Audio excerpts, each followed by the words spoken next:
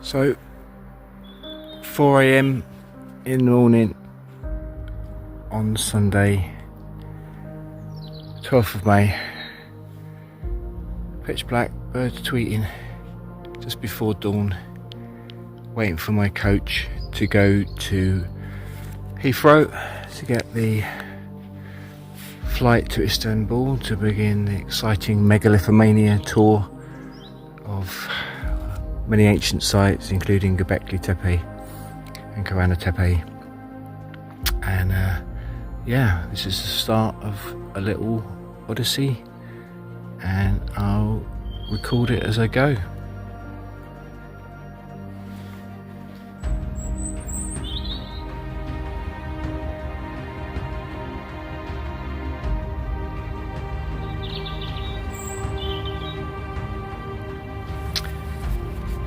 So basically, just to say, where I'm standing is just over the train tracks where the box tunnel is.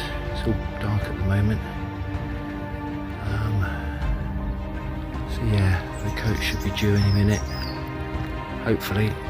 So I'll just turn off recording now.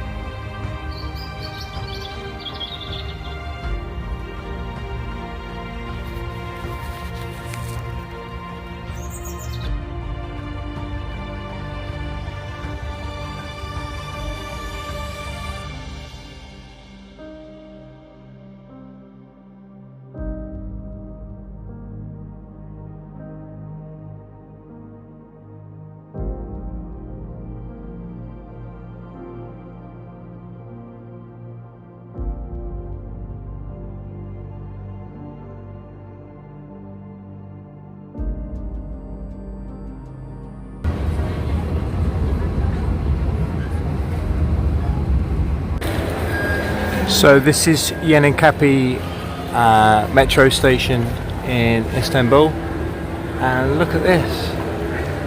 Beats the bloody London Underground, I can tell you that much for nothing.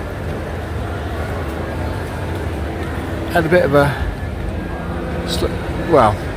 slightly confused journey here. Just got the metro from the airport. A little bit uncertain about where to go when I had to change stations, but a nice old chap, didn't really speak any English, but he helped me out and pointed me in the right direction. So yeah, I've got to change again to the M2 line, and that will take me to Taksim, which is where my interim hotel I've just booked for tonight, and then I meet up with the Megalithomania tour at a nice posh hotel tomorrow.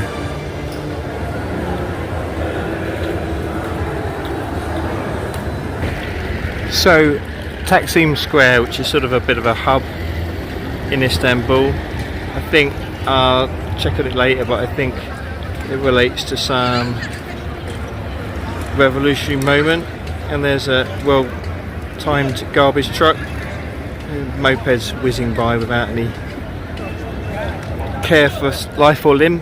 But yeah, I think that statue relates to some big revolutionary moment that's commemorated in this square. It's a big hub for people to, it's a sort of I think it's a bit of a hub of the city, and people come and go. Anyway, I need to find my hotel.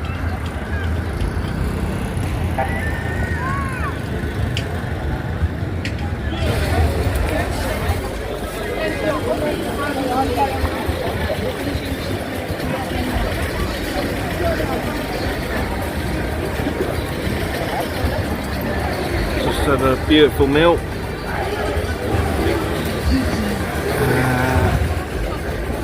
And now I'm going to get to bed.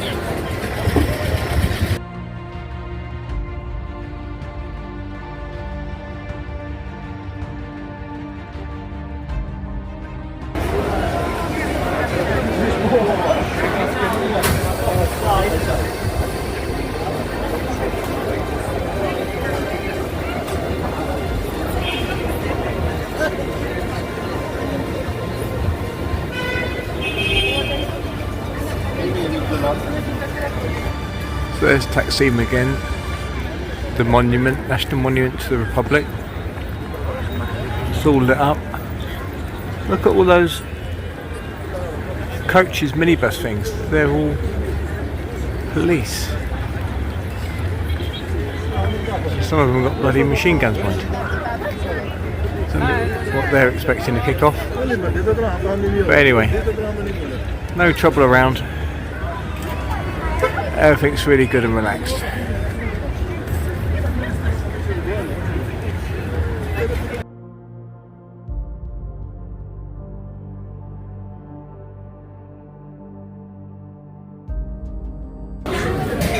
Just ended up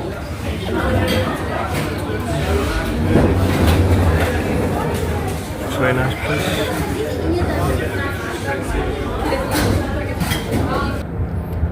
So this is the street where my hotel is, just for the first night before the tour actually starts. So it's down there where the blue thing is, blue canopy, but not much to see. But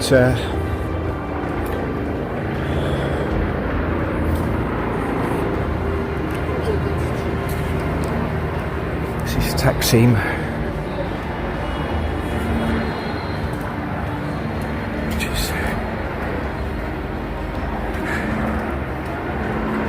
The main hub where travellers stay, the sort of cheaper end of the scale, and lots of bars and restaurants around, and lots of cats. I do remember my previous trip to Istanbul was for an academic conference, and there were loads of these wildcats all over the university, and I gave my talk to this room of academics, and then I was sort of like, oh, any questions? And then from the back there was just a very loud meowing of this cat wanting to be let out, which was a very good summing up of my talk, I expect. I'll do a bit more when we get, well, I'll stick with it a bit as we go a bit further up. There's just a few of these side streets, and just feel very similar. For some reason I had a real difficulty finding my hotel because it's called Centre Suites Taksim, as in suite, S-U-I-T-E, but that seems to be the in thing around here, because nearly every cheap hotel is called something suite. There we go, there's a Perry Suite at the end there. So yeah, wandering around forever.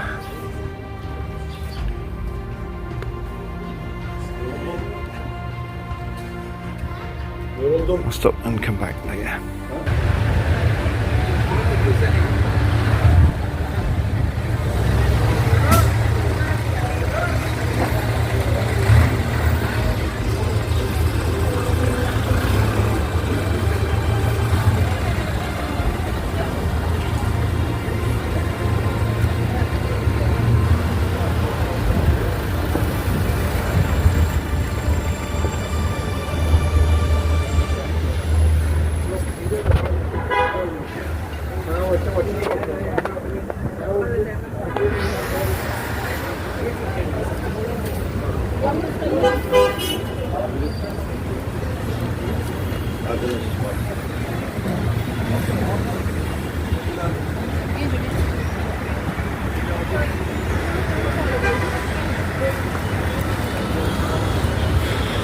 Taksim Square, coming up to it.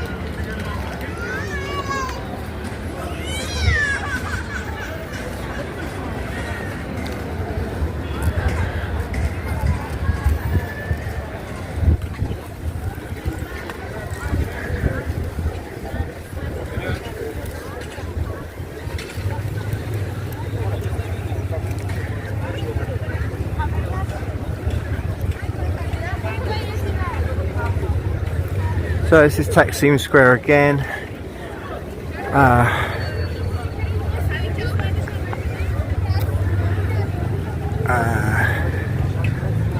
mentioned before, I don't know if this will go in, if the other bit would have gone in the video, but I think this is the name Taksim. I'll look it up, but it's something to do with a revolution, moment in Turkey's history. And coming up to this statue in the middle, we can see lots of soldier type people.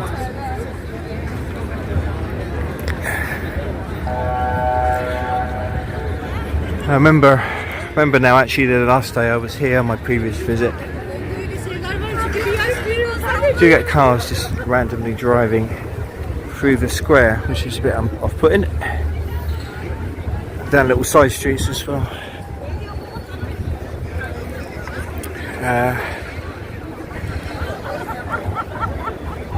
Yeah, last time I was here, there was some big parade, protest type thing. The square was full of people with flags. Not quite sure what any of it was about, but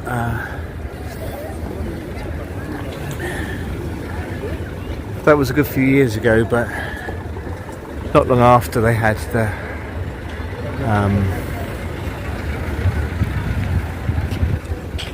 I had a bomb or two in Istanbul. This was a few years ago.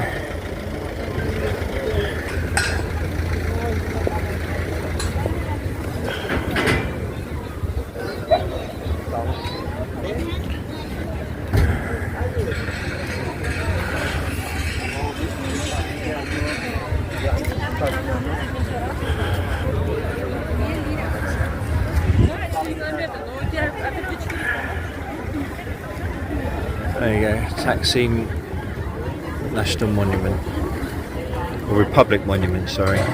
I should say pause and read, ladies and gentlemen, in honour of our good friend Ben and his reportages.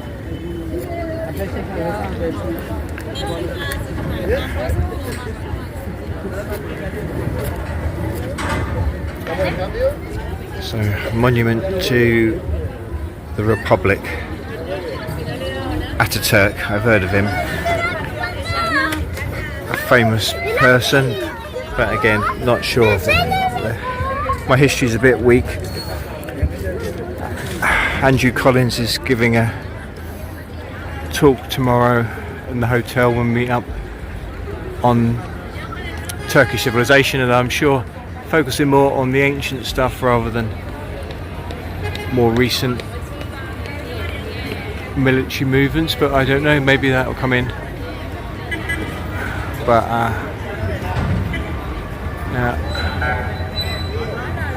revolution and strife. So this is me in my cheap little initial hotel room just for the first night till meet up with Megalithomania properly tomorrow. And I thought I'd go on YouTube, on the channel, on the TV rather, and find the Crafty Nihilist. So this is me watching Liz with her brilliant pictures.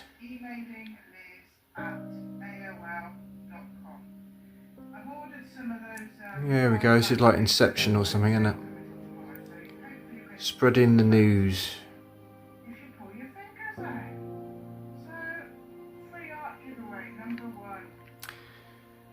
So yeah, fine. I was just having little thoughts on the coach this morning coming from Box to Heathrow. I took a picture, if it ends up on the video, of 5G towers, along the way, and chemtrails and all these things which we know about, but try and think about positive things.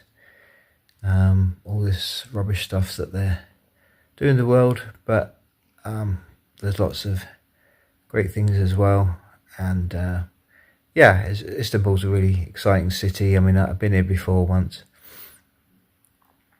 I mentioned in my video that I was at an academic conference, and yeah, got heckled by a cat. Lots of wild cats around. Seems to be a feature of Istanbul for some reason. But anyway, yeah, I'm rambling. I'm tired now. It's probably coming like something like 9:30 Turkey time, which is 2 hours ahead. So it's only about 7:30 UK time. But I was up about 3:30 this morning to come here. So, and lots of travelling, which although it's been smooth, obviously lots of it and a bit of wandering around at the end. So it's all very tiring. So I'm ready for my bed now. So I'll speak to you tomorrow.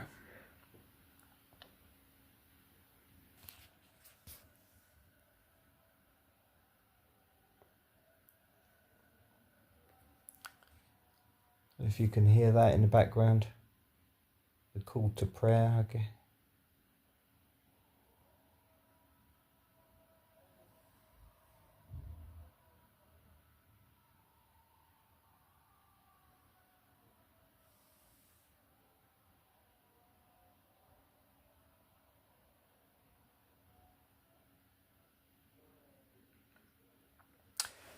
Call to prayer with the baklava, which I'm about to take a bite of.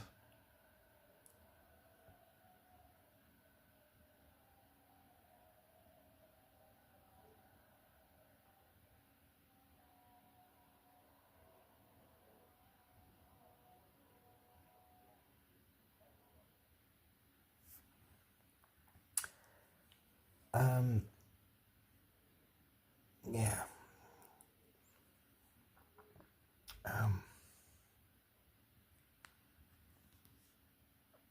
I think there was something I was about to say, but tiredness has overtaken me.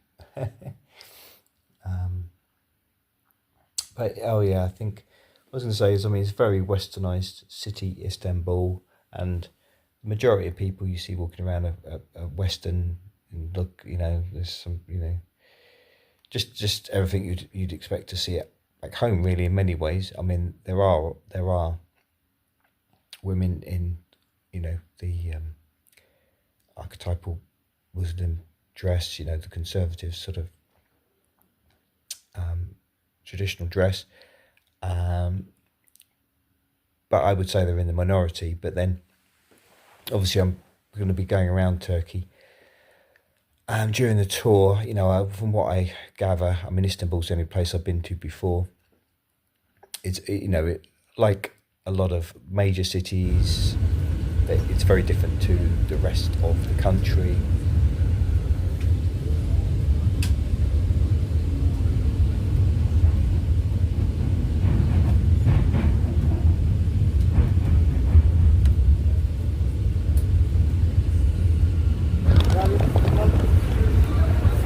So just come out of the Silla tube. I think I'm going to be right in the heart of things, the historic part where the Crown Plaza is. So just going to find the hotel, which I think, according to the map, is down this street here.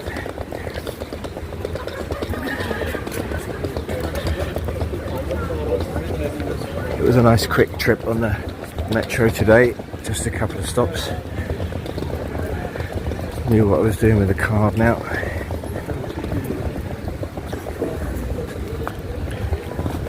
No problem.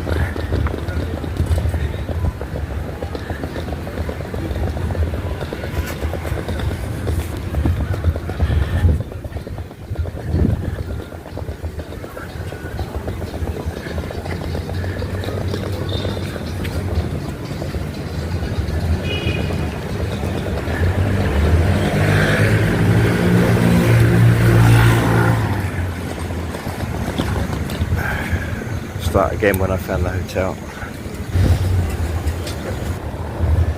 So I was about to go a bit further down the road, I can't see a street sign, but then I think that says Crown. Ahead there. Watch out for crazy moped drivers. Just whiz down the bloody pavement. But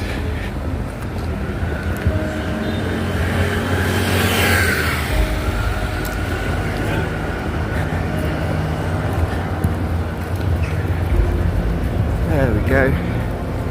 Crown Plaza. A bit different to my last hotel, although that was perfectly adequate. But yeah, this looks like a bit more like it.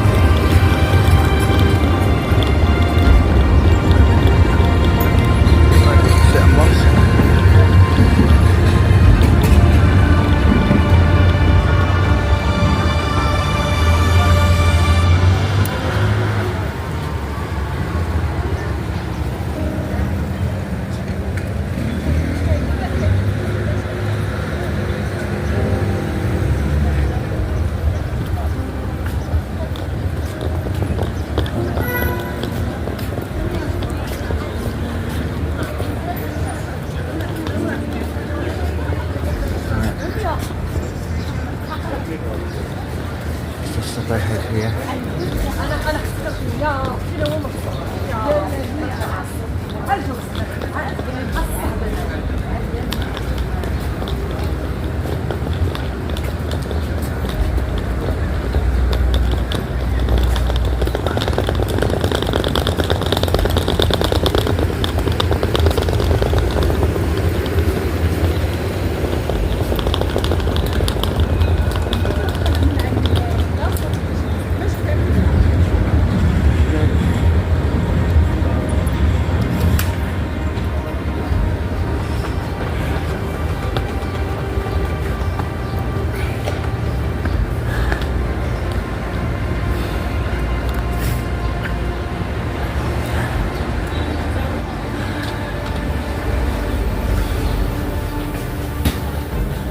Hi sir. Oh, thank you. Cheers.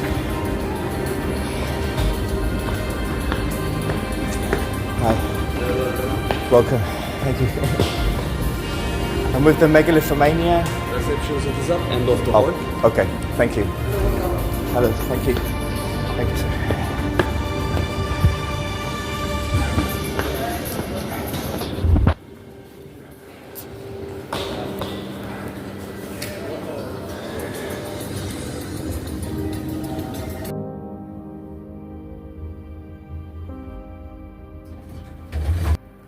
So, this is my room.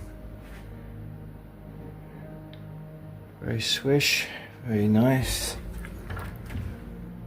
I mean, not ginormous, but it's a single room. But it's a beautiful hotel, as you would have seen. I haven't got a view, but you know, we got a nice old painting, that'll do.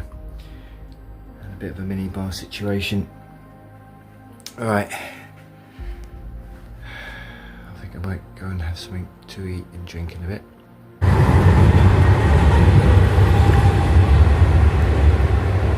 So this is the mosque, which is just opposite my hotel. Built for Laleli Baba, it sounds like. A righteous dude.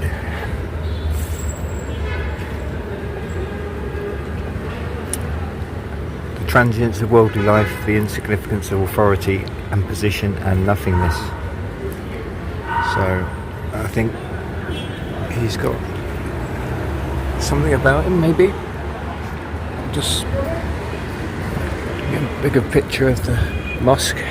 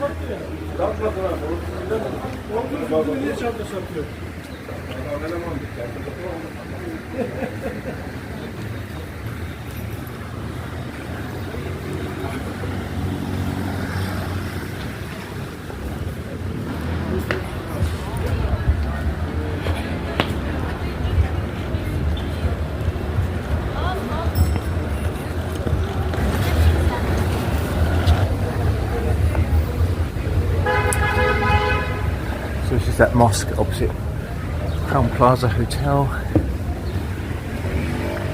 the Lady Mosque, I believe. Incredible. I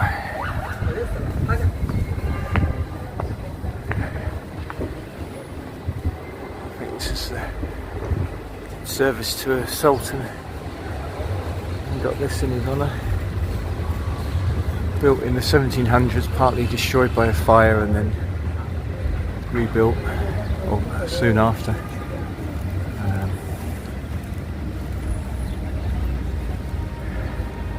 There's my hotel.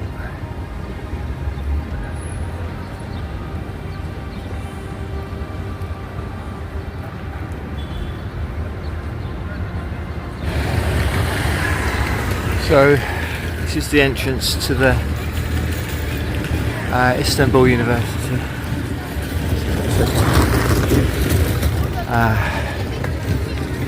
Not the same one that I did my talk at. Mine was a bit less grand.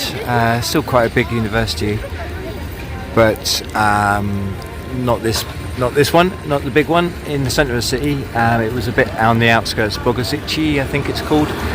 I remember taking ages to get there on the bus because of the traffic every morning.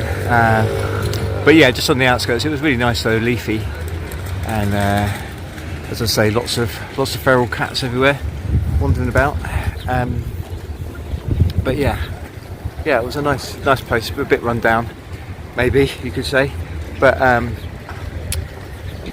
enjoyed the experience there. And that's another mosque. Many mosques, of course.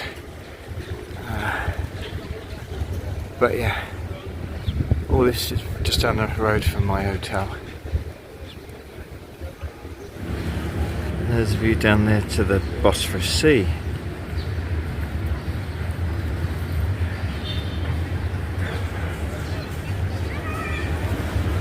Cats everywhere, paying their respects. Oh, or maybe not.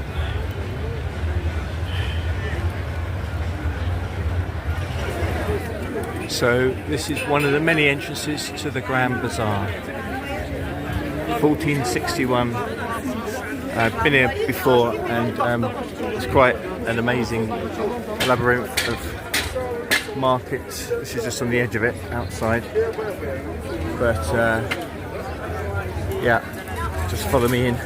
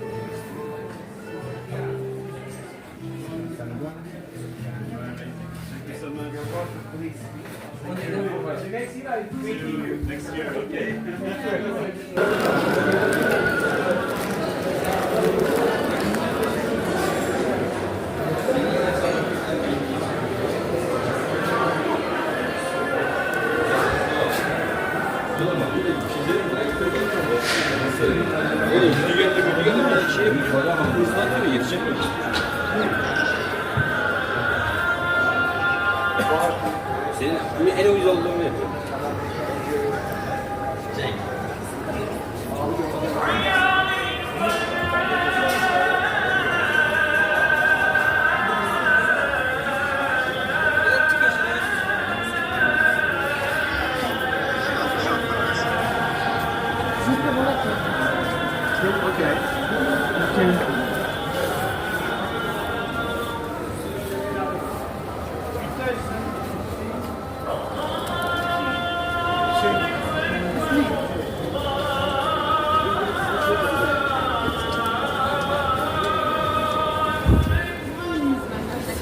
Jó, mondjuk az igaz, hogy neked eleve töltelen.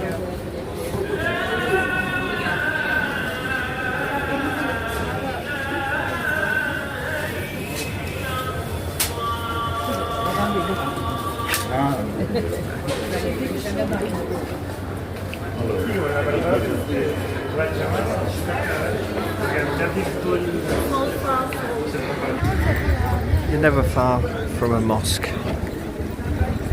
in Istanbul. It's just outside the Grand Bazaar.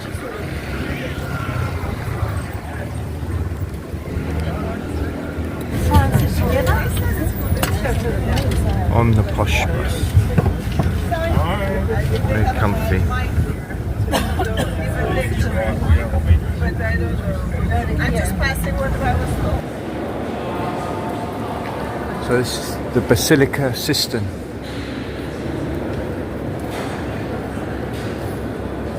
She used to be filled with water, like an underground reservoir.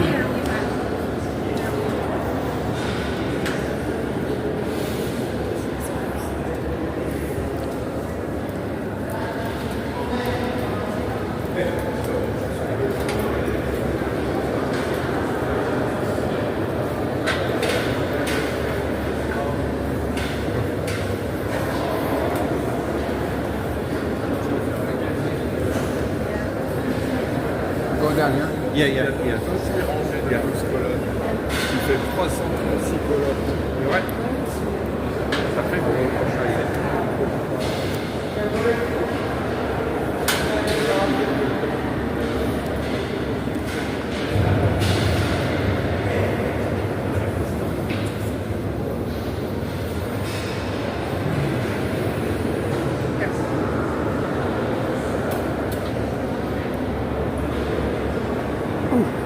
It's okay.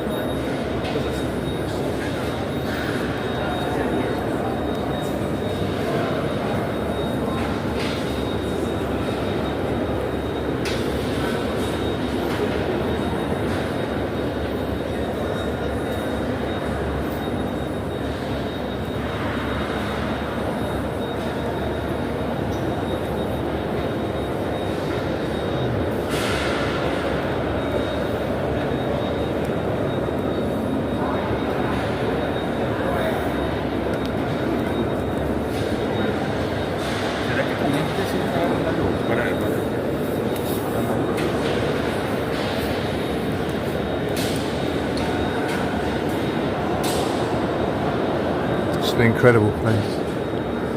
There's only shallow water there now, but apparently it used to be absolutely, completely full of water. Basilica cistern. Yeah. I mean, Occasional obviously drops on my head. There's plain ones. These look perfect. Big places on the boat.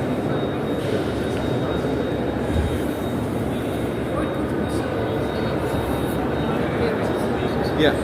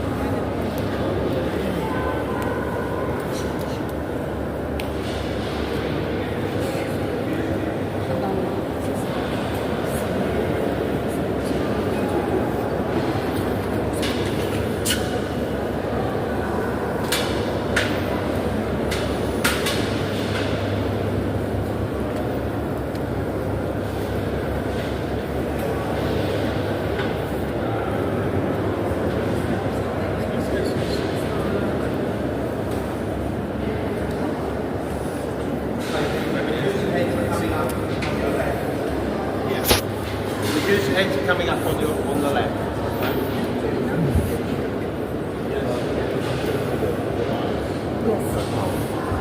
Maybe like this with me in the corner.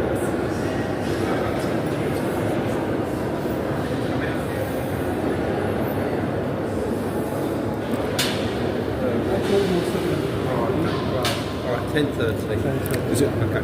They're here, look. Ah, right. Ah, yeah.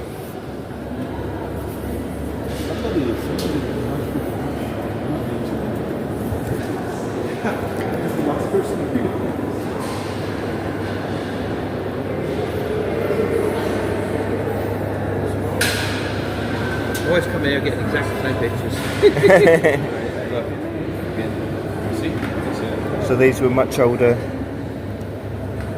Yeah. That they've used for the. I mean, otherwise, why would you put one on its side? Yeah. I mean, clearly there's an element of killing the spirit, you know, by stamping on it as in a way. You know what I mean? Yeah, yeah.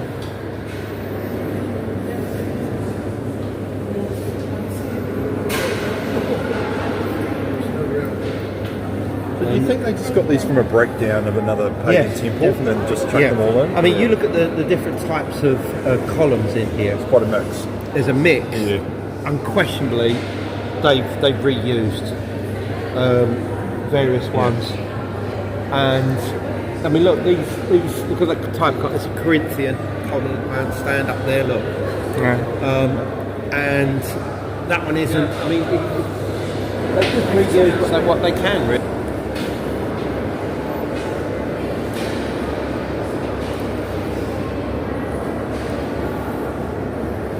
So yeah, many different designs, types of pillars, so probably from very taken from different places, maybe different civilizations, different times.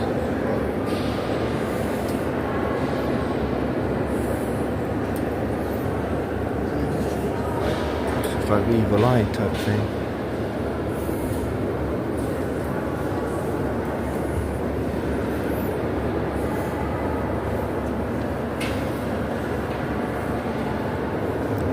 Not to drop my phone in the water, that would be a bit of a shame.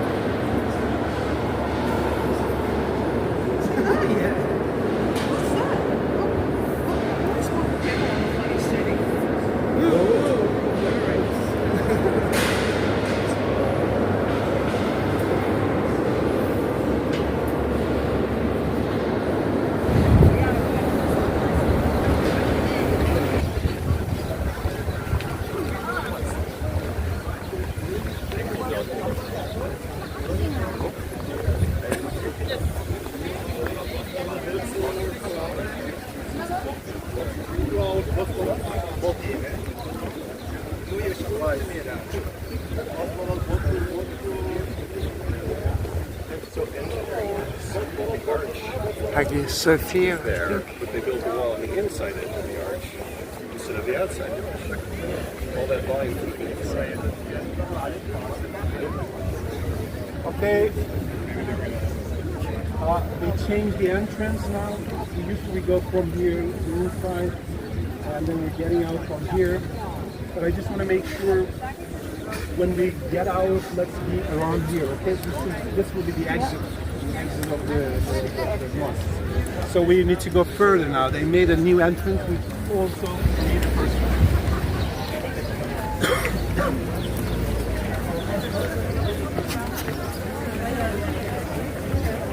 Just a bit of confusion with getting in, because this is the first time they've made it this way, so the Sabatine guide, bloke with the white flag, it's the first time he's been here when it's been this new way of entry, so And for the price right now. I remember being really impressed by Hagia Sophia when I came in before. I think just liking that mingling of different religions. Where's Andrew? Andrew?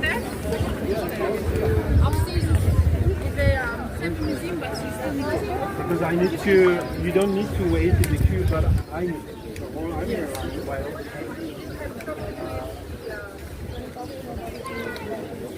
But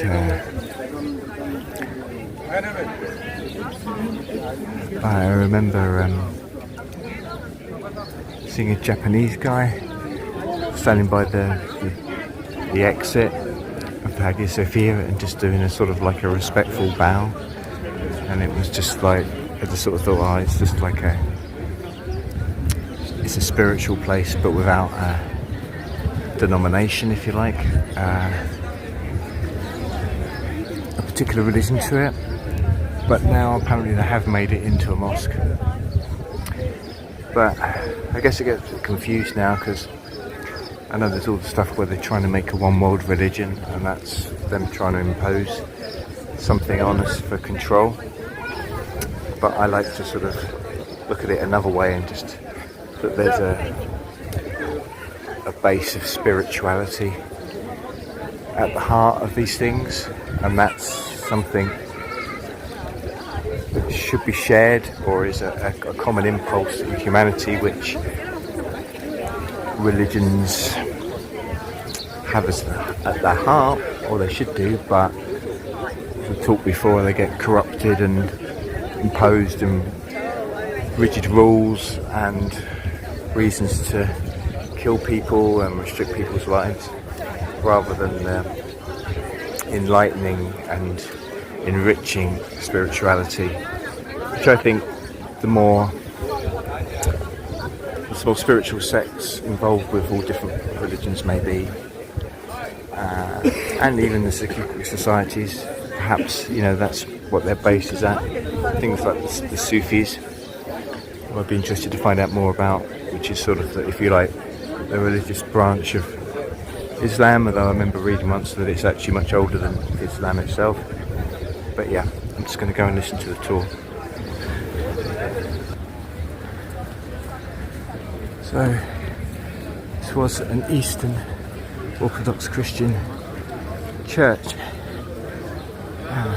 centuries ago, and then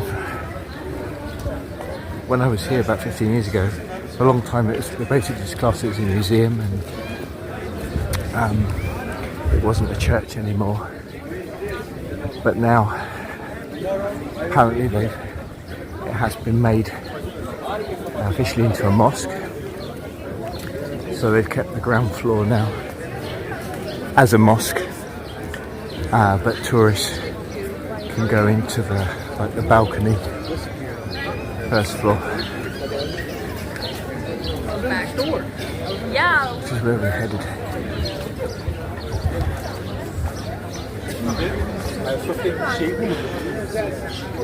Okay, guys, you need to go there. I need to go. That's the ticket line. That's the entrance line. This is the ticket line.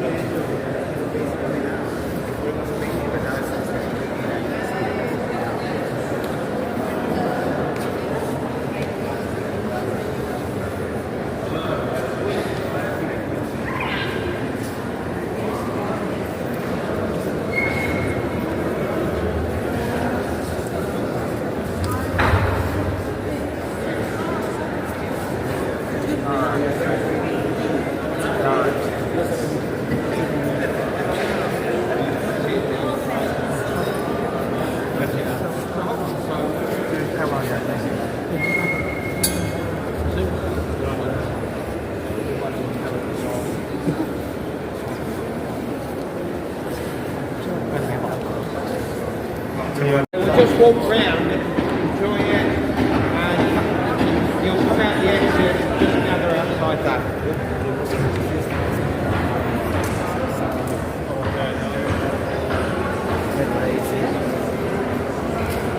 I think saying a lot of these Arabic huge plaques or whatever covering up images of the Virgin Mary. So this used to the Hagia Sophia was basically that's a version of the Virgin Mary. So it's I suppose that links in with the goddess worship in a way, how these things. But this is when it's a Christian church, but then it became a mosque, and so many of the Christian pictures were covered over. The Virgin Mary particularly, they seem to want to cover up, but there's still these seraphim. I think these are ones that he was talking about, form of angels, but wings with fire in the middle. They're particularly divine. I mean, they're almost like we call plasma. Yeah. You know, plasma. Andrew Collins saying it's like plasma. Made of like bright, intense light, you know, which in many ways is what the interpretation of the lights to this day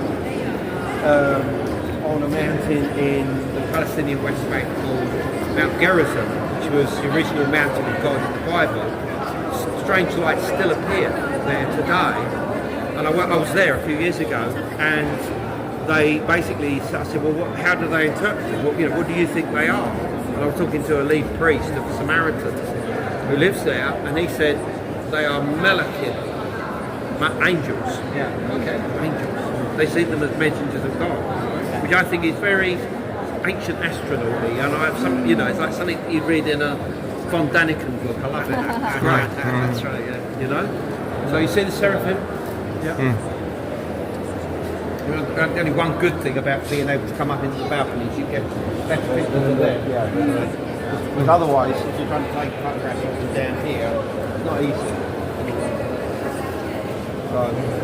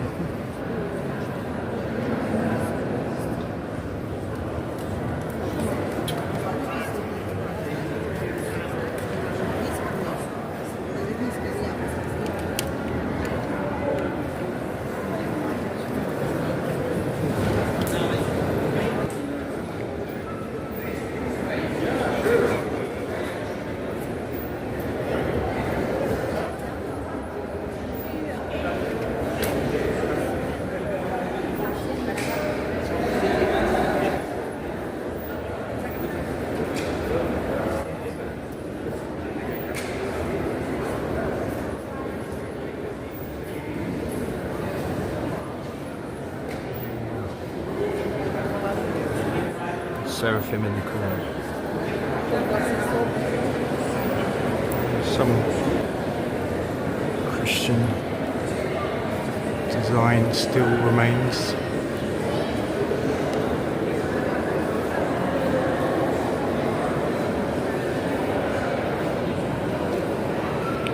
The blue mosque through the window, if you can see that.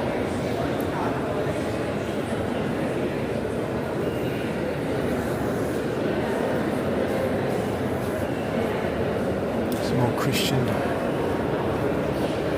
design.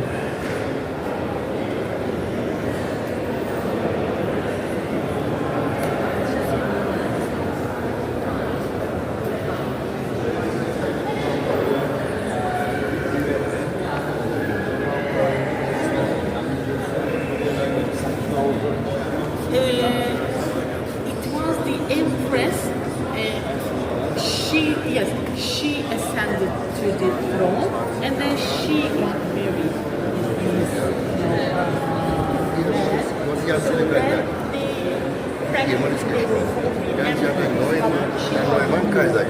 Times and Maggie, I've heard of it, but they're the Yes, one like that.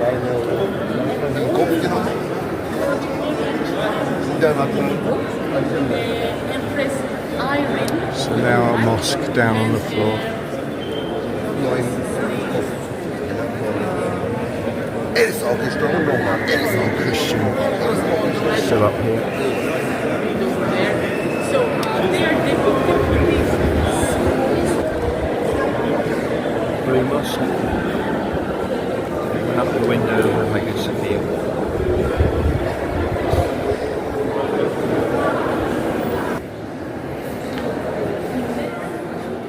Marble door that separates the emperor's private chambers and meeting place for the synod's members from the other areas.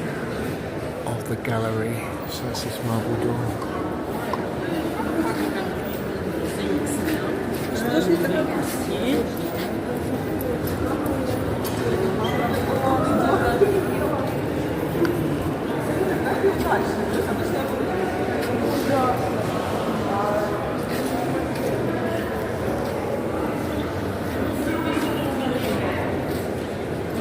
Face in the centre of that seraphim.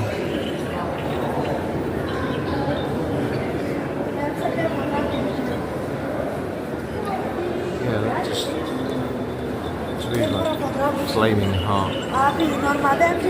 Andrew Collins was saying that made me think of plasma.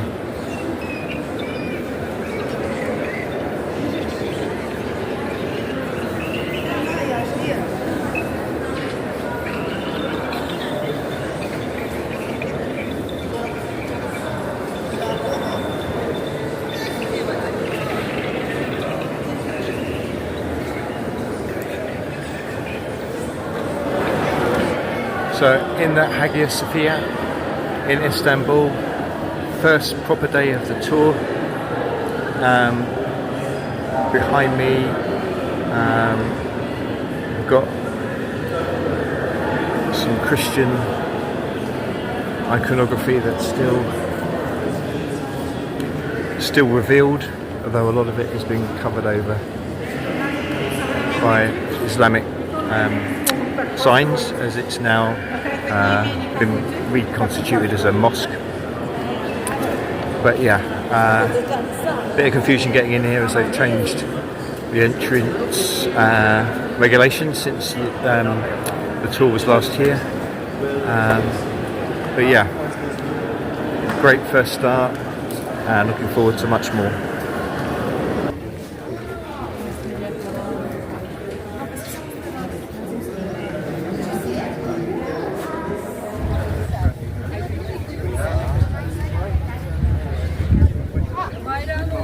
That's the Blue Mosque opposite.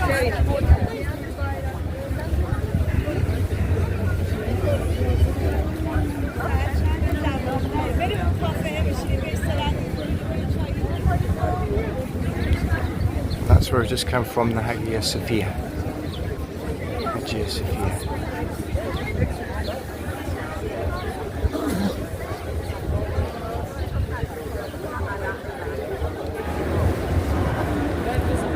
Just come outside the mosque, got my shoes back on.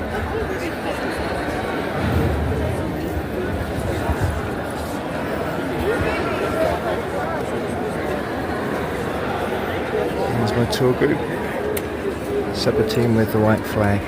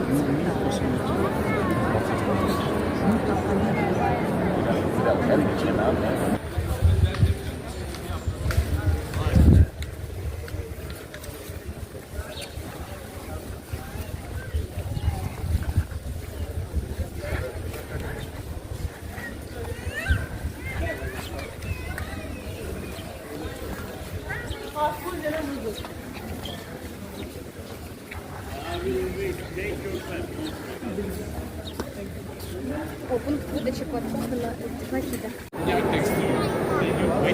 Inside the blue mosque. Actually, it's so heavy. Instead of putting walls, you build semi-domes. One has 4 semi-domes. Okay, Sophia has 2 semi-domes. So it also has those. The snake hat, because they're all disappeared. Which is in the archaeology museum in Istanbul. But imagine we're actually right now we're 4 meters higher. Supposed to be we should be 4 meters down the original way. So we're higher now. And then the second monument will be the serpent column. And this was also brought from the temple Delphi in Greece. Yeah, because they were trying to keep all these scorpions, other snakes, all these bugs out of the city. It was just sort of like a mystery, trying to keep all these other animals away. And the third one, we see another one. It's another obelisk. Yes. This was actually, we do not know when we did it, but what we know, 10th century, it was sort of like renovated by the Constantine VII, but it was covered with bronze, with a beautiful decoration. But when the Crusaders they came here, they took Go to Coronation City. Oh, really? Oh, really? You're pulling my leg. This first obelisk. Oh, I'm so sorry. Sorry, man. Some Karnak in Egypt. Constantine, when he made this capital of the Roman Empire, wanted to bring all these artifacts from around the world. Well, we talk about the smart one, the third one up there. The second one, we talk about the spiralling bronze. Oh, right. Yeah, that's Delphi, which was the site of the oracle. And their main symbol was the snake. This is coming from the other. Yeah, I mean, are you? Bold. Yeah. That's, I've not been there. I've not heard it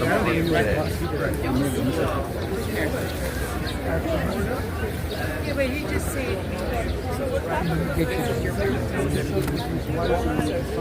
they're looking from the palace should be here. Looking for the horse rising. They were doing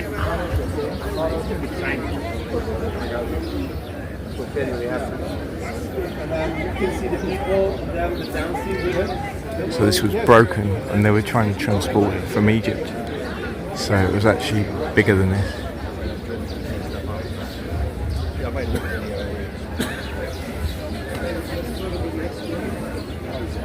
And the base pillar's got the history of bringing it here, I think.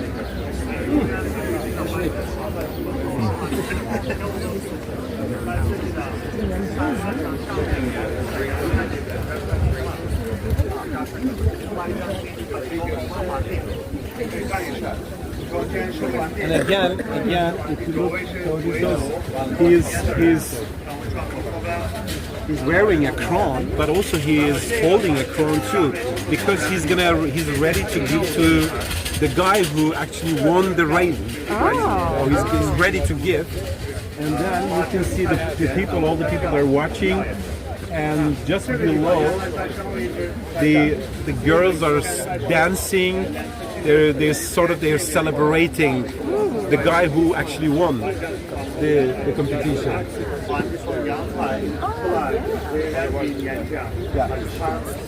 And what type of competition was it? They were horse riding. Also, they used animals. Is this the Sultan? Who is the man with the crown?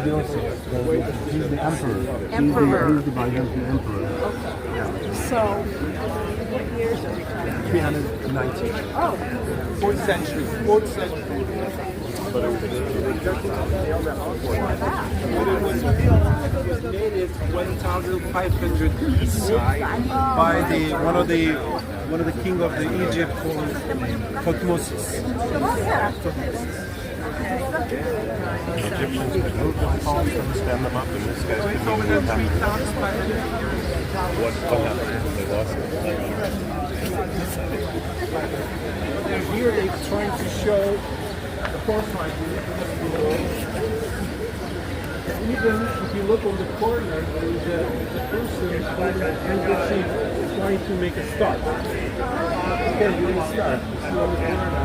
Again, there was also the governor of the city and his two sons. They're watching the. They only have half a brain. Can you tell that?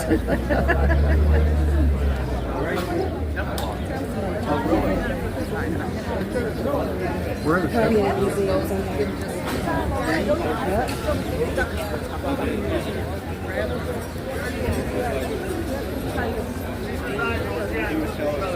the evil eye there?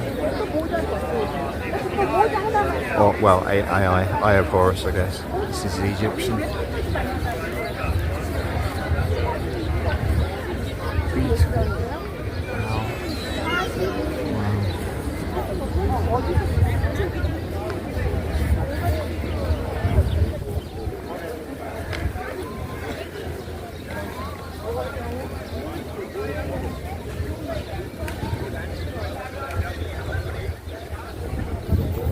And then the second spiral was from Delphi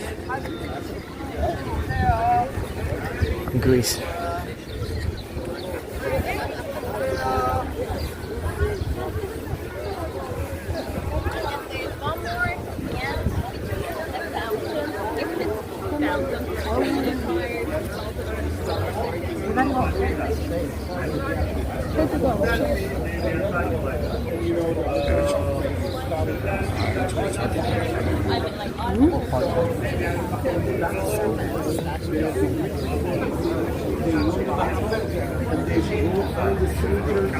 Shields, they mounted their shields and spears, and they made this and put it in front of the company.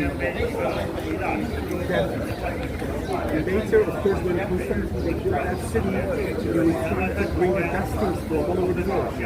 So he brought from Gaddafi and he put it here.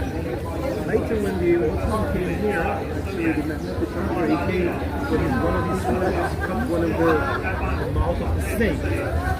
Later again, the soldiers of the Ottoman he cut one of the heads. Of course, they say that the fourth crusade and supposed to be on the top of the snakes there should be like a little cup, like a train with a boat, they say. And then, of course, later it was taken by the Crusaders. It's bronze. It's made of bronze.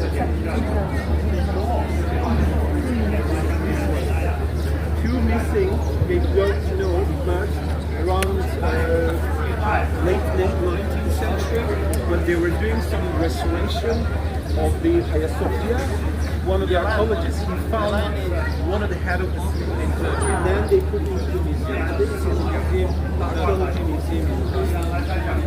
Just one head. So look, when it came here in the 4th century, yeah, when it came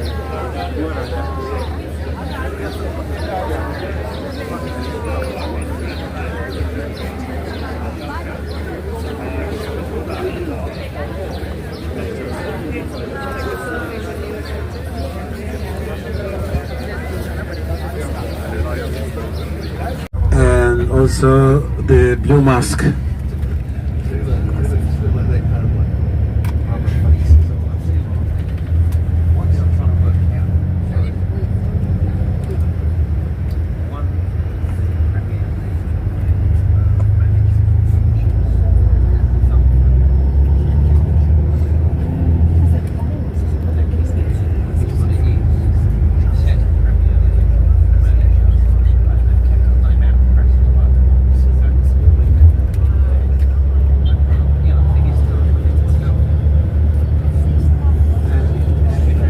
And if you look carefully, down below to your left hand side you can see the second breach.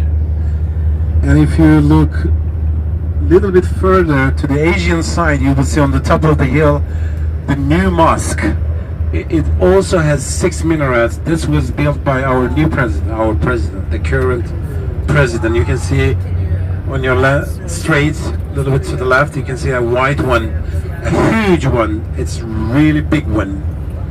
That was built by our current president.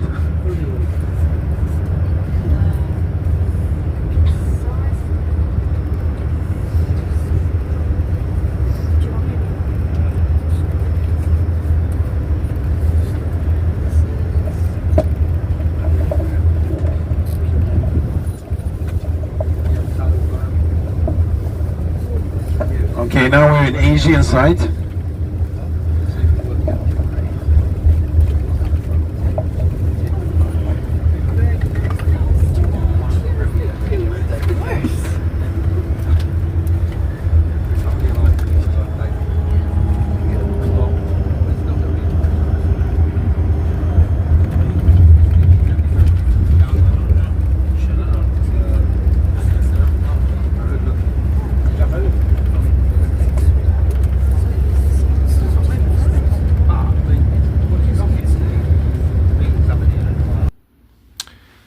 So, yeah, just finished the first day proper of the Megalithomania tour of Turkey, or Anatolia, as they prefer to say. The sort of geographical region around here is called Anatolia. Loads to talk about, I suppose, but basically it was a tour of Istanbul, the old city, Sultanahmet, I think you pronounce it, maybe wrong, but I had been to pretty much all the places before on my previous trip to Istanbul, but it was great to see places again. The Basilica Sistine, very atmospheric. The place that used to be a main storage for water for the city. Although Sabatine, their guide, was saying that there were many other similar cisterns around the city in the area, so they used to be able to store water when they were under threat. They had their own water supply, and it was a huge area that is now just got sort of shallow water in the bottom, but used to be filled to the top with water. And it's got, Andrew Collins was pointing out, the base of one of the pillars that I videoed had these two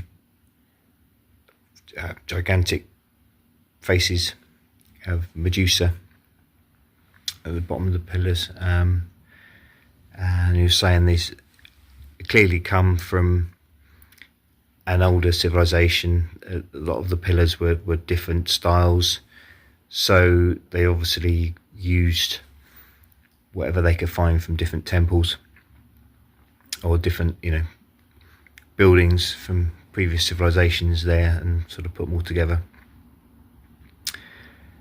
Very atmospheric. And then we went to the Hagia Sophia. There was just a bit of delay getting in, arranging the tickets. They've changed everything about how you are allowed in to the Hagia Sophia, so it's only just very recently changed, even since the last time they were here last year. So the Hagia Sophia used to be a Eastern Orthodox Christian church centuries ago, and then it became a mosque. I'm going to say from memory 15th century, but I could be wrong. But then I think after Ataturk sort of made the Republic of Turkey, he made it into, it just said it was a museum, so it wasn't actually a I guess, a consecrated place of any religion. And that's it was like that when I was here, maybe something like 15 years ago, and it was I was maybe my favourite thing that I saw and visit there. I like the mixture of different religions within this building, and I mean obviously it was a fantastic building with amazing artwork and design and everything else. But I quite like that mixing of religions. I suppose the idea of there being a one world religion is now something that we would be very wary against, and I think it's still where I was coming from in my older way of thinking, although obviously I was previously influenced by a lot of these things that they put out on the agenda. But I think like a lot of these things, they twist things that are a good idea at base or admirable, and certainly the idea that the major religions come from some common spiritual base, even though they different sort of various different other structures around them. The basic tenets of the religion are, or this idea of a central spirituality, a core of everything in the universe, perhaps, is something universal. I think, a belief in that is not the same as, certainly not the same. In fact, it's the opposite, really, of how they want it, the agenda of one world religion, whereas where there is one overseeing power. I mean, that's the thing about all the religions, the idea of a centralized power, priesthood, rules, restrictions, and a means of controlling the population. And it's the one world religion that they're advocating is just something that an extreme version of that, but an idea where everyone and everything is connected within some spiritual essence. I think that's still a concept which I thoroughly believe in. So so now they've changed it, so it's gone again just within the last few years back to being a mosque. Erdogan, the current president, I think there has been quite a move back to, I mean it's predominantly an Islamic country, but maybe there's been, I think, sort of things I've heard a move back to sort of more conservative. So day 2 properly in Ankara, and we're at the Anatolian Museum, which was European Museum of the Year in 1997, which has got amazing artifacts from all over Turkey. So we're going to have a guided tour around here.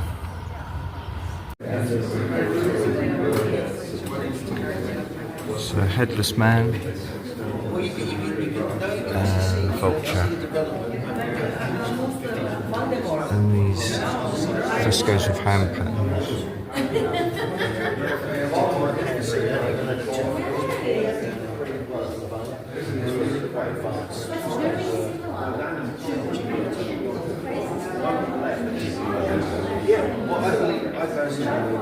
During the first phase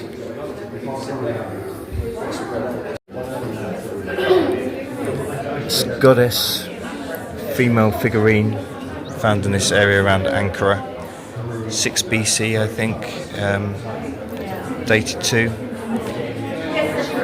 it's giving birth. Thanks, Jojo. Thank you. First taste of the bakery. Good for scale, isn't it? It shows how big they are. And this is one of the smaller ones. Is this smaller? Is this to scale? It is, yes. I mean, it's pretty close. There's an inaccuracy there. Yeah, it's inaccurate.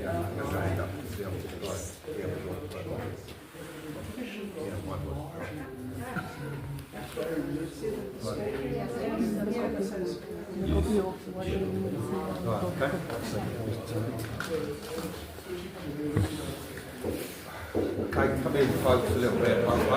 You'll hear me, but... No? Okay. You up? Yeah. Okay, right, this is your first... Sorry. Okay, this is your first introduction to Tashtapala, which means stone hills. That will need some explaining, but it's the term that the Turkish Ministry of Culture and Tourism wants to use now for the Göbekli Tepe, Karahan Tepe, and all the similar sites that use the T-pillars. And the most famous of all the T-pillars is Göbekli Tepe's pillar 43, and there is a representation of that by my side now. And this, I believe, is the key to understanding the cosmology, in other words, what they believed about the cosmos, the heavens, the stars, but also the cosmogony. Cosmogony is something slightly different. That's the evolution of everything, from the sort of primeval chaos through to the creation of the universe, to the creation of the physical world and the stars and the waters and everything. And I think that all of this was in place as early as the foundation of Göbekli Tepe around 9,600 BC. And I mean, we'll have a few hits of this because we'll also see another version of this actually at Göbekli Tepe in the reception area, which we'll talk about more, and you'll see the real thing at the side. But you've obviously got some very key symbols here. You've got this huge great vulture, okay, that has its wings up in a W shape. You have a scorpion here that's reaching up towards the vulture, and you have these three, what my good friend Graham Hancock refers to as man bags. Okay? But, as you'll see, we do not think that they're man bags at all. There's certainly nothing you can carry in this anyway. And you have all these other additional symbols that clearly all have very specific meaning. But let's start with the obvious. Right, the vulture in the Neolithic period in Anatolia was the symbol of the transition from this world to the next. The vulture was known as the psychopod, or certainly that's its Greek term, which means the soul carrier or the soul helper. In other words, it will accompany the soul into the next world. And on its wing here, almost as if like it's protecting it, is a bulb. Now, some of my colleagues will say that that is the sun and that the vulture represents, one of the signs of the zodiac. I don't believe that at all. I think that that is an abstract symbol of a human soul. It's actually a head or a skull, and this is recorded as being found in a number of sites in Anatolia dating to this period, where they're shown just as a ball like this, and it represents the human soul. You've also got the scorpion. The scorpion's reaching up. Now, as early as 2010, an archaeoastronomer by the name of Juan Belmonte suggested, and I think quite rightly, that this represented the stars of Scorpius, the zodiacal sign of Scorpio. Yeah? And the same year, an Armenian scholar suggested that this was the constellation of Cygnus, which is the celestial bird, because in Armenia and in other parts of the Near East and in Greece, these stars were seen as a vulture. And I think it's important to remember that Armenia, the Kingdom of Armenia, used to stretch and include the area of what is today Şanlıurfa and Göbekli Tepe. So, that connection is very, very important. So these are constellations, and if that's Scorpio and that is Cygnus, if you then overlay this on a map of the stars for 9,600 BC, what you find is that this, which we've already identified as a human soul, is also the point that the stars of heaven turn, the so-called northern celestial pole. And this was known in shamanic tradition of Asia as the hole in the sky. It was the point that you go out of this world and enter the other world, okay? Whatever they saw that as the sky world.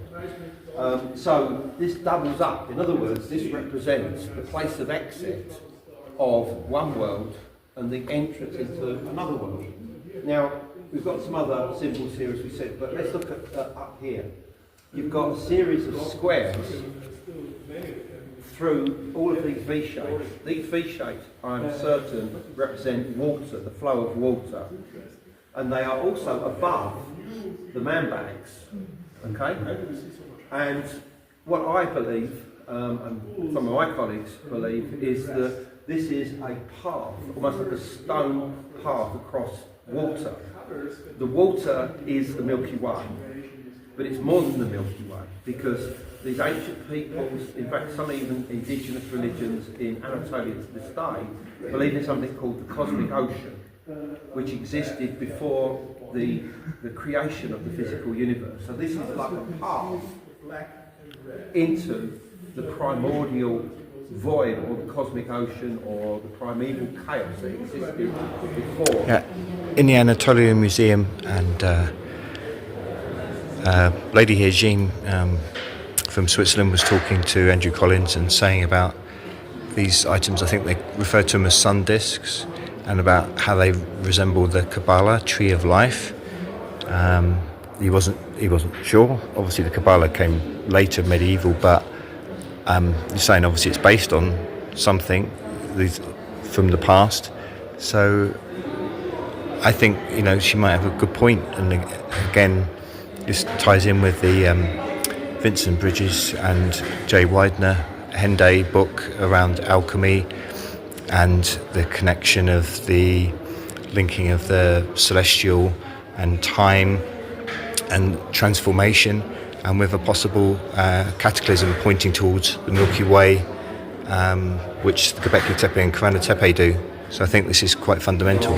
Life, really. I mean, one of its names was Elena. And Elena basically means the mother of life. El. Which, I mean, El can mean light, it can mean shining, but it also means life. Yeah, and what? I mean, angel, God, you know, as in Elohim, or El in the Bible. And this is an Indo-European word that comes out of Siberia. And what is the relationship to the stars? Because it's so, I mean,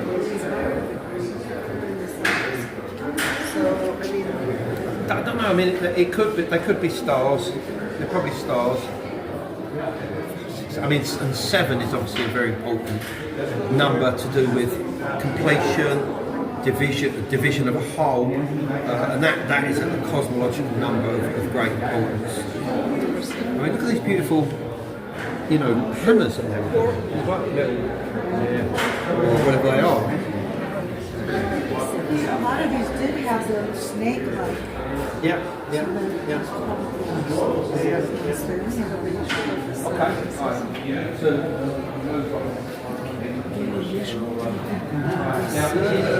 Son disques standard.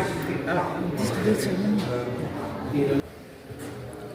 Geri kalıbı gibi Ayşe ama hamam kası. Why does his skull?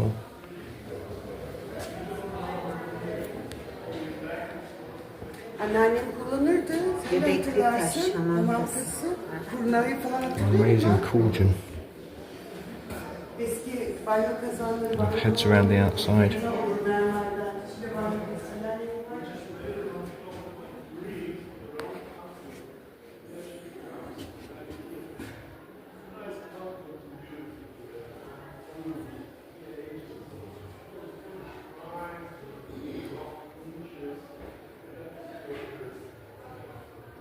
cauldron decorated with a protomb of human-headed demon brings the influence of Assyrian art. The cauldrons show great similarity with Eritrean cauldrons, must be imported from Morocco.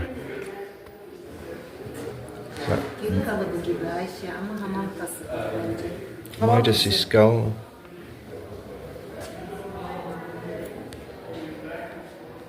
Anneannem kullanırdı. Göbekli taş, hamam tası. Kurnayı falan Amazing cauldron. Eski banyo kazanları var. Heads around the outside.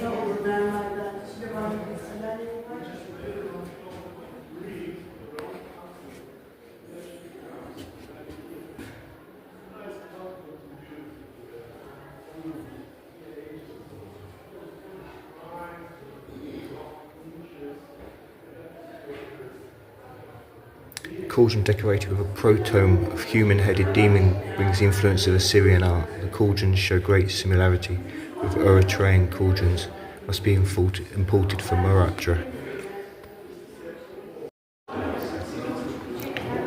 So this is a Sibyl head. So Sibyl was the goddess worshipped in Phrygia, and another version of the female, the goddess figure, and that she was connected, to say, with the sacred stone in Phrygia.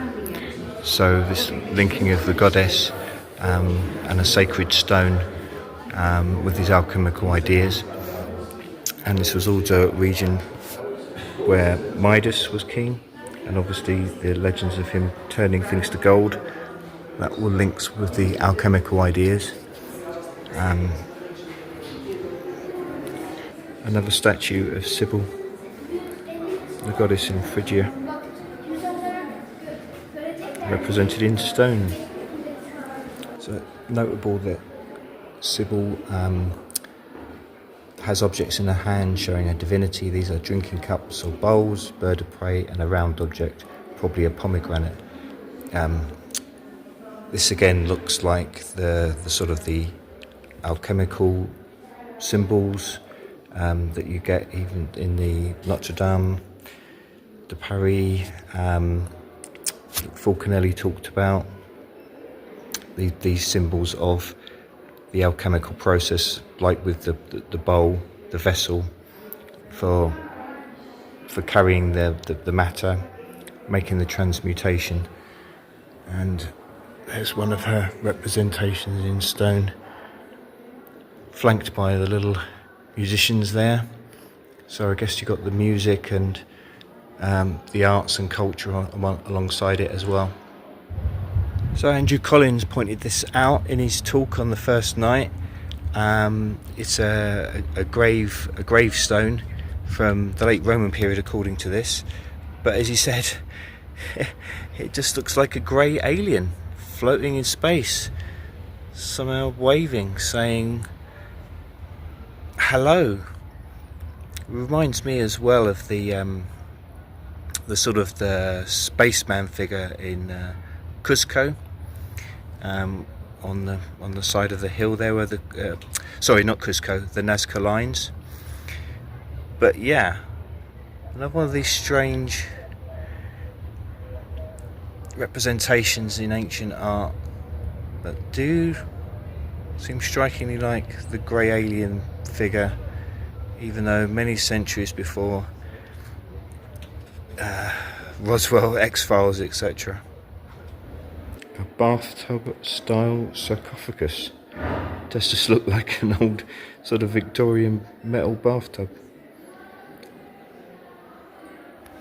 So I'm in the Anatolia Museum, and these amazing double sphinxes, just showing again what we know of course, that these connections between these ancient civilizations. I think this is around the Hittite period in Turkey, but obviously similar to what you would see in Egypt, the links between all these civilizations.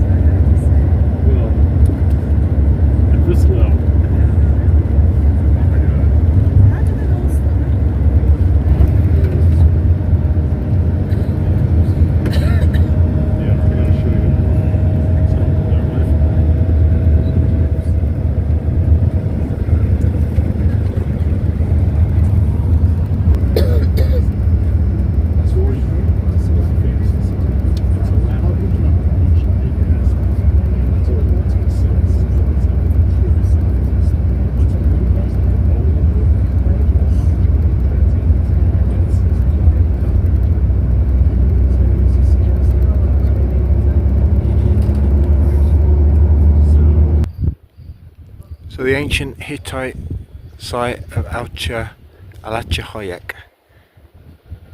Some lovely sleeping dogs. But yeah, great Sphinx-like entrance. It's going to go in the museum and then we'll look around the site.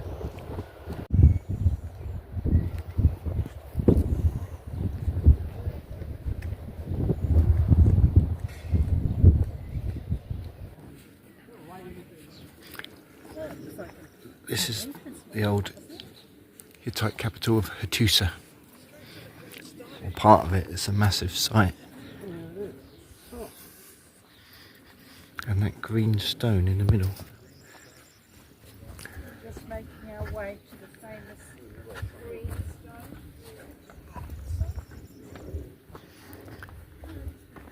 So this green stone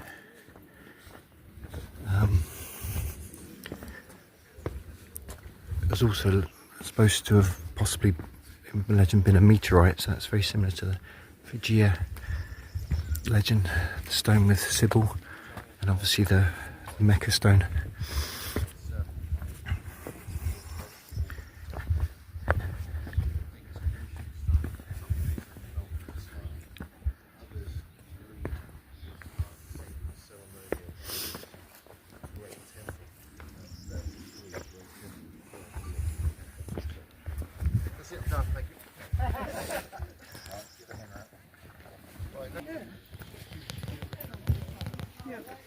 And then there's actually loads of stuff. You can wander this. You can just wander around here for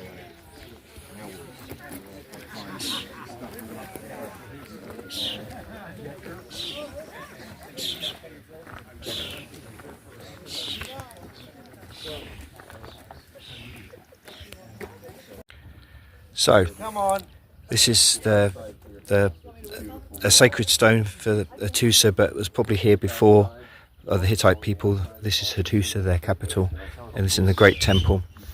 But this was probably here much earlier. But legend says that this was also from a meteorite, and similar to the Fijian sacred stone that they worshipped in relation to Sybil, the goddess. Sybil, the same root maybe as cube, and very similar, like the Mecca stone as well, is supposed to be from a meteorite. So this idea of the sacred stone falling from the sky and connecting to the tree of life ideas, the alchemical ideas I've spoken about with Weidner and Bridges, like the lightning bolt as well, important, that comes down through the tree of life, and that will be like the meteorite falling to earth. the right over there, yeah, it's got like sort of like niches, like thrones in it or something like this. Probably had structures on top, possibly. Can you share those? Yeah. Thank you. You can see the shaping on it from here. Actually, look.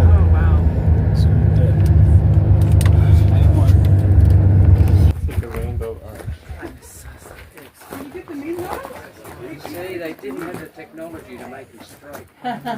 Alright. We got a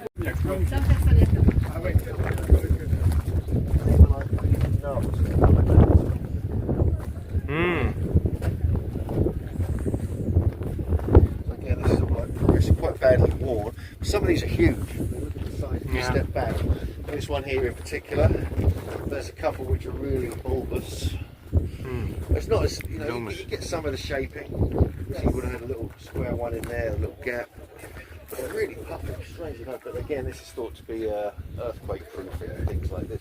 There's also, if you're like trying to attack this place, you see something as outrageously bigger than this.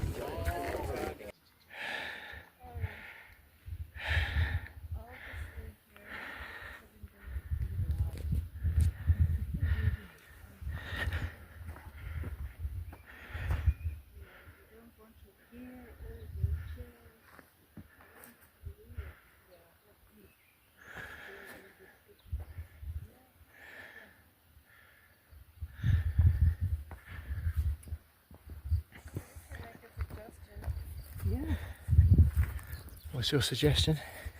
Bring a picnic next time. Oh yeah. Good idea. You can have a bathroom everywhere. Yes. Yeah.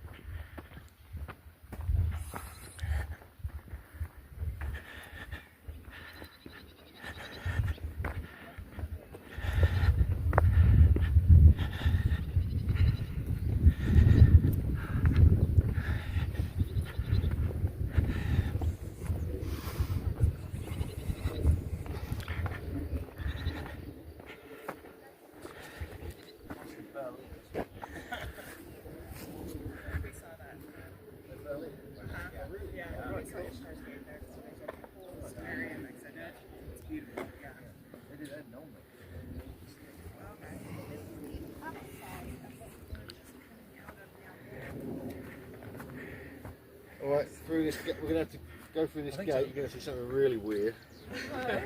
We're sort of on this side as well.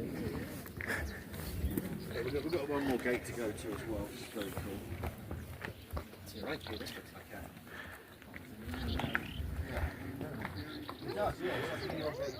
Did you walk down there? We walked up there, yeah. What's down there?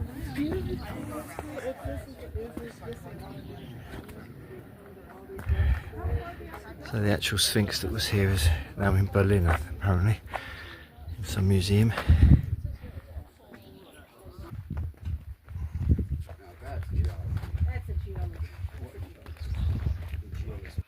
Halfway up the flattened pyramid.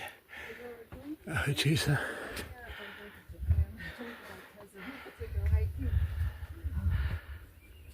So, on the Megalithomania tour of Anatolia, Turkey. This is the site of Hattusa, the ancient Hittite capital, and just been through this tunnel.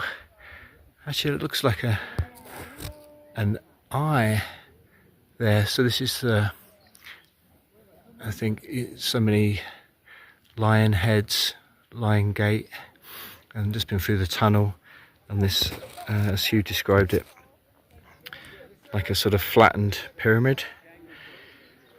Reminds me of Long Barrows as well, back home. But again, obviously a sacred site, and there's hieroglyphs inside the tunnel, which were only recently discovered, just before Megalithomania tour discovered them.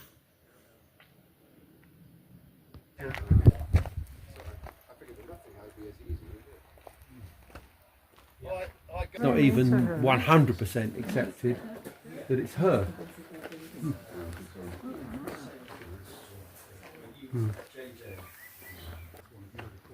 So this is Hattusa Sacred Sanctuary. Just notice this crack in the rock there, down to a little sort of cave, and it's opposite this great rock over there. I wonder if that's deliberate alignment. See the stones marking the line there. So the phallic and the vaginal, female and the male. Of the rock sanctuary, which was constructed by the Hittites probably around 1200 BC, and this is a very famous carved panel behind us of 12 gods, each of them holding these sickle-like swords, with pommels that are in the shape of the god Nurgle, apparently, which is on the opposite wall. Why there are 12? Well, we can only but speculate, and probably this relates to the division of the sky into 12 equal parts, something that was done as early as 3000 BC within the Indus Valley, and obviously was unquestionably adopted by the Babylonians and eventually the Greeks to form our own zodiac. And I think that is probably the explanation of why you have this number. a dozen, a perfect dozen of gods.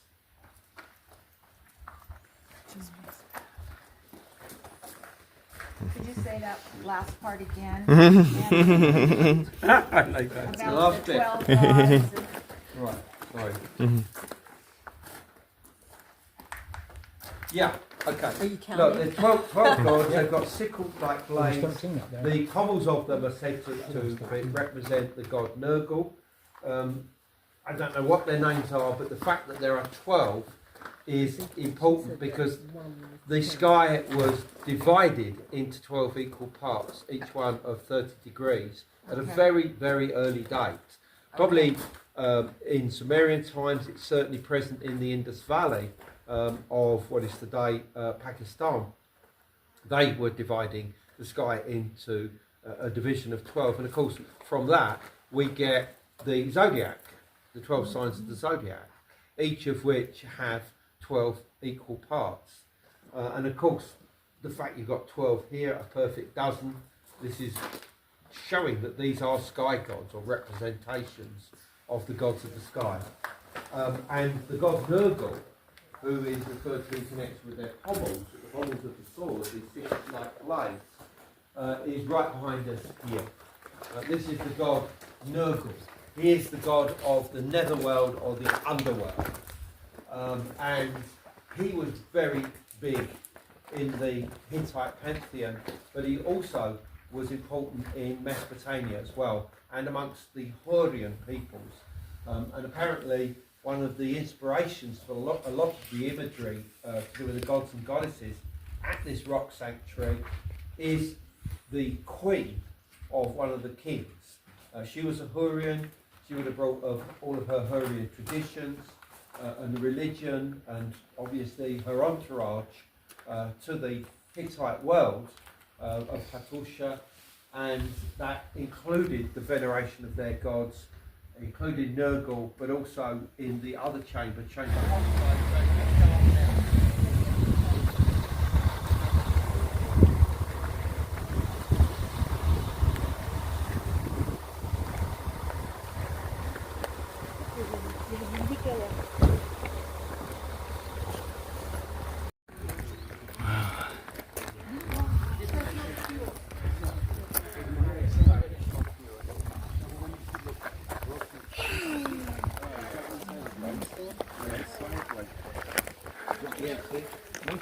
It's Hurrian pantheon, quite specific. Because there's a reason for this. What's that? The Hurrian queen was Kudu-Hapa. Yeah. Kudu-Hapa. Yeah. She was the queen of the Hurri. Yeah. She came to him as a bride, and she became the queen of the Hittite. She came originally from the Hurri. She was the queen of the Hurri. She's also the mother of the fourth. The one here. She's also his mother. Mother. Yes. So in other words, he adopted some of the ideas of his mother. Yes, because when Yehepa came to became a bride of the Hittites and also queen, she also brought the culture, the religious culture of the Hurri. Probably a lot of faith. Yeah. So there are two. Yeah, that's why the Hurri. The goddess,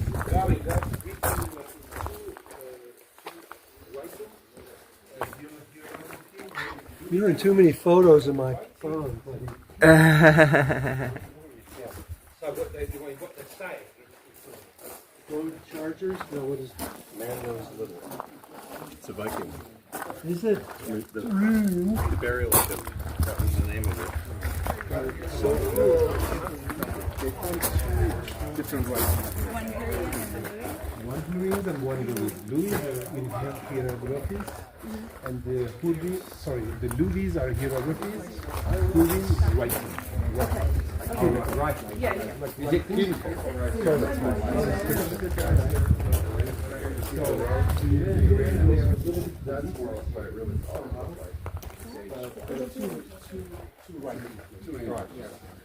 The main reason is because the Sarah could have a queen. She can not only the queen for many Hurrian dynasties. Yeah. Okay. This is the Tutalia, the fourth. You see on the right hand side? Yeah. That's the king. He is the son of the Puduhepa, who came from Hurri's countries. So that's the mountain god, right? At 12? Like Yeah, the other one, but yeah, Yeah, the small one, right? yeah. Because he's got the little stones on his There too, shirt. and also yes. And then here you can see the god of the storm. Yes. Kashut or Kashuda. And with the people behind, and then they give a presentation. Good job. And if you look carefully, if you look the carvings on your left hand side, if you see they have like a conic shaped hat, or these are god and goddess. But usually the god and goddess they wear conic shaped hats. For example, this one, he's a king. And the one behind is a king. But if you see the one on the left hand side, the first one is a god. They have like a conic shaped hat. Gods, no? And then here, god. And here, goddess. I have to wear it. These are the goddesses. Just two? No, there are many. There are 12, I think now. Yeah. You see them behind each other. And it's for the New Year's Eve? This is a sanctuary. This is a temple, actually.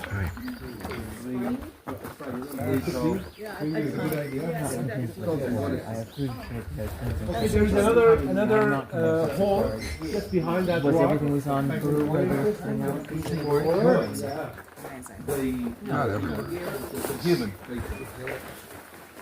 So they are coming from another rock?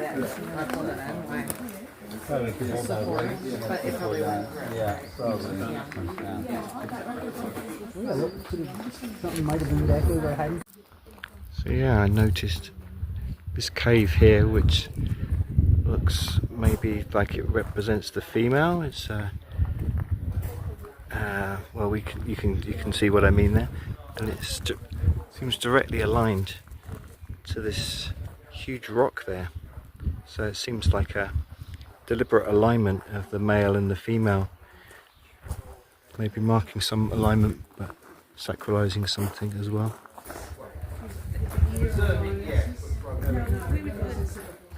So you're saying the conical cap, the figure on the left of that central obelisk pillar, giant stone, conical cap means it's a god.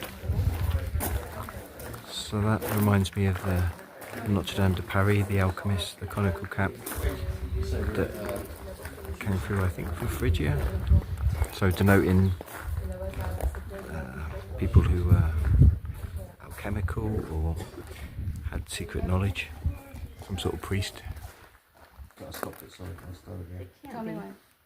Let's go. Okay, so we're here in Hattusa at a Hittite sanctuary, and on the wall here, this stela, the big figure is showing the king. Now, what is above his hand over here, right above it, is another figure, and we can tell it's a mountain god because of his dress. Those sort of little stony little drawings on the inside, and on either side of him, the mushroom kind of curved figures. Well, underneath them is like a triangle, and that means kingdom on either side of him. And that figure at the top, the rounded mushroom top, means great or Magnus. And so the figure in the middle, the little one, he's grasping above, and he's got hold of the sun. So that mountain god, probably the top of the mountains, has control or power over the sun as well. And he has given power to this king for the kingdom, which he is also standing on the mountain. So he came here, and the god gave him his blessing to be a king of this area. Quite simple, but. So, hello from Cappadocia region of Turkey. Just arrived, well, arrived a few hours ago actually, but this is our base for the next 2 nights on the Megalithomania tour of Anatolia, in other words Turkey, and all the fantastic ancient sites that are throughout Turkey. I was saying to someone today, I, you know, in my ignorance, I think probably like a lot of people, when I was growing up, I obviously heard a lot about Egypt and saw amazing images from Egypt. And for me, South America drew me, the Incas and the Mayans in what is now Latin America. So I was drawn to go there travelling. And I just took down the pillow action. I was going to prop myself up, but I should be a bit closer to the camera. This great room, which is just sort of in the side of the hill. So Cappadocia, the place where they have the so-called fairy chimneys. These amazing little, well, not all always so little, but these towers, rock formations that stick up in the air like some sort of strange otherworldly place. And people for centuries have been carving into these and carving into the sides of the rock, the hillsides, and living in caves there. And there's also more in Christian times made into churches, which we're going to visit I think tomorrow. But just a beautiful, amazing landscape. We just sort of got a sample of it driving in. We're going to be seeing more tomorrow.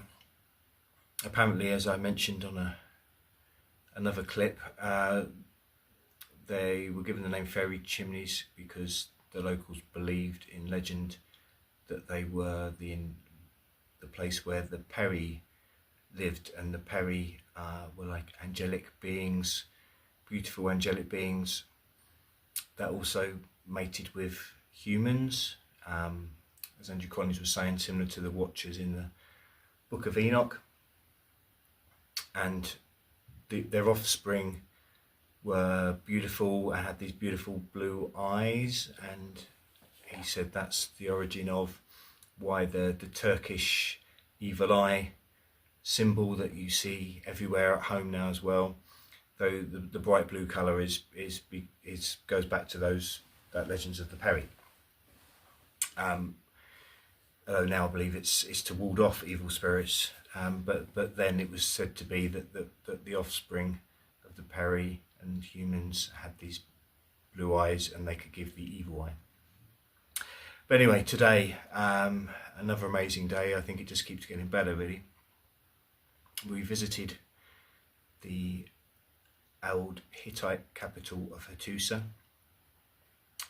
I think I wrongly mentioned the place we went yesterday, which was Elijah Hoyek.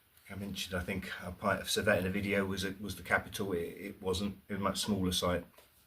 This site is massive, up on the hillside. Dramatic views around of these rocky formations, craggy sort of rocks, and just a stunning sight. It mainly sort of ruins now, but still some really intricate walls. But these Sphinx gates, more of these Sphinx figures, a tunnel, basically through this, as Hugh Newman described it, like an elongated pyramid. Like it hasn't got a pointy top to it, but sort of it's got like if you can imagine the base part of the pyramid. It's like that, and we went up on top of it as well. I was thinking it's sort of like a cross between maybe a pyramid and a long barrow, thinking of back home. And I say there's like a tunnel through it, and there's these hieroglyphics in there, which were only recently discovered. Apparently they discovered them on the Megalithomania trip, and it had never been mentioned before. But then after the trip finished, they found out in a news story it had been officially discovered about 2 weeks earlier. So someone just beat them to it.